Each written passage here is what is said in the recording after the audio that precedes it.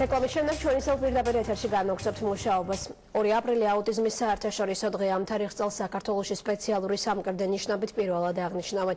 მიზანი დაავადების შესახებ მოსახლეობის მაქსიმალური ინფორმირება. ორგანიზატორები ცდილობენ ხელისუფლებას კიდევ ერთხელ შეახსენონ, რომ ქვეყანაში აუტიზმი დაავადებულთა დროული გამოვლენისა და ადრეული მკურნალობის სისტემა ამოქმედდეს.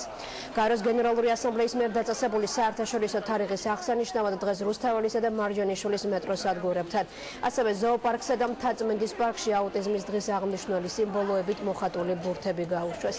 დაარიგეს სპეციალური ბუკლეტებიც, რომლებიც დაავადების სტატისტიკას ასახავს. გადავწყვეტ, რომ შევრთულიყავით ამ აქციაში, რომ ხალხმა გაიგოს რა არის აუტიზმი, იმიტომ რომ საქართველოში ძალიან ბევრი შემთხვევა არადიაგნოსტირებულია. აუტიზმის მქონე ბავშვები ზოგადად ცოტა სხვანაირი მოპყრობა ჭირდებათ, სხვანაირი მიდგომა, ისინი არიან ჩვეულებრივი ადამიანები და მათ მოიქცეთ ისე, როგორც ეკადრება ჩვეულებრივ ადამიანს. ზოგადად აუტიზმის სპექტრის დაავადებები ხშირია.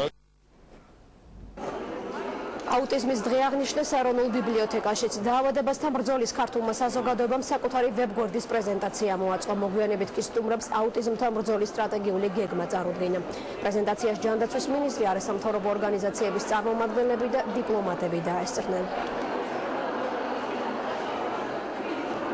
სამომავლო გეგმები არის ძალიან დიდი, ჩვენ არ ვაპირებთ ამ დღეზე გაჩერებას და ეს დღე არის მხოლოდ დასაწყისი, ჩვენ ვაპირებთ robot Excel-ის შექმნას. ჩვენ ვაპირებთ საინფორმაციო კამპანიის გაგრძელებას და ბევრი სხვა გეგმები. ყავს ძალიან კვალიფიციური კარგი ასოციაცია საქართველოში, რომელსაც აქვს თავისი ხედვა. არსებობს პროგრამები საქართველოში, რომელიც უზრუნველყოფს ადრეულ დიაგნოსტირებას და მხარდაჭერას ოჯახებში პირველ რიგში სპეციალისტების კონსულტაციით, იმისთვის რომ მაქსიმალურად ყურადღება მივაქციოთ, რომ განვითარებაში, საზოგადოებთან ურთიერთობაში არ მოხდეს ამ ოჯახების იზოლაცია.